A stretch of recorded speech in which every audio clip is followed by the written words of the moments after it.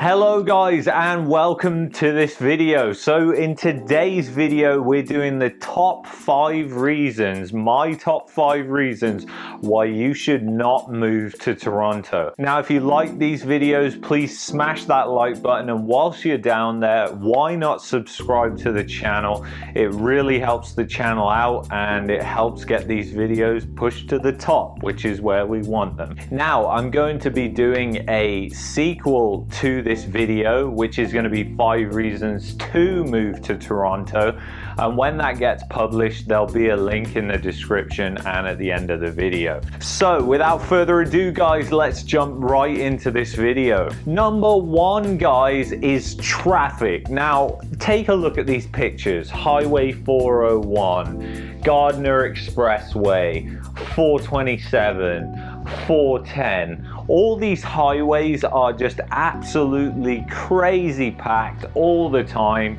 and the traffic is just horrendous. Driving in downtown Toronto kind of reminds me of driving in Afghanistan, with the potholes and the people running all over the street. No, I'm just kidding guys, but seriously, driving in downtown Toronto is pretty bad. I mean, it's so easy to get in a road rage altercation because you have to be such an aggressive driver. You cannot just be laid back and be like, okay, I'm gonna let this guy come in, because then there'll be another guy and another guy and another guy and another guy, and you'll never move, and then you'll have the jackass behind you laying on the horn and going, fucking move on out the window. And it's just, it is horrific. When my girlfriend was in the car and people were driving who came to visit us when we lived in Toronto, they would look at me and be like, what the hell? How do you put up with driving in this? It is just like unorganized chaos. And it really was. You literally have people doing anything to avoid the traffic. They would go on the wrong side of the road. They would go down bus lanes, streetcar lanes. I mean, there's been so many instances like this where cars have driven down the subway and into the TTC zones, and it's just so stupid. Number 2 guys is housing is expensive. If you want to spend $1 million on a house, Toronto might be the place for you if you want a house like this. I mean, Toronto is just not a great place to buy a house. The housing prices have been going up for so long, and it's just a giant bubble.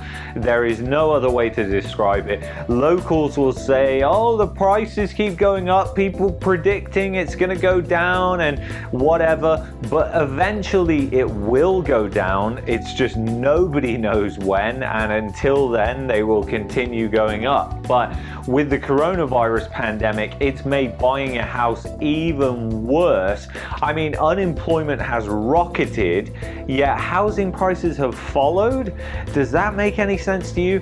Sounds a bit like a familiar time in around 2007 where something similar was happening. There is some good news though guys, because rents have dropped a whopping 34% year over year in Toronto.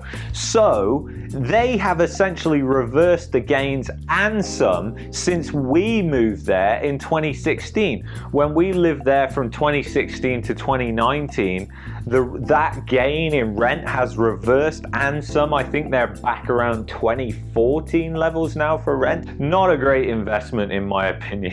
Number 3 guys is the economy is bad. Yes, the economy is bad. As I just said, the unemployment has been rising rapidly since the coronavirus hit.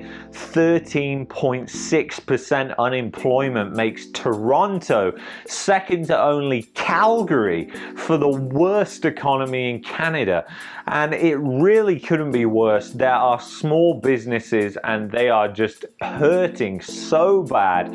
And the administration that we have in government has been so poor at doing anything to get the economy going. And I really hope we see a general election this year so we can get that clown out of power.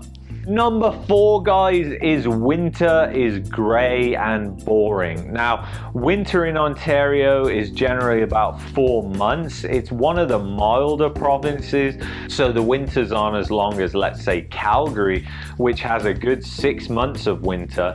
And the winters there, though, are grey. They're always predominantly overcast. They get a lot of rain. They get snow. It's just not ideal for outdoor activities and stuff like that. So most people kind of hibernate during winter. It's so weird because the city volume just kind of dies down when you go places and stuff.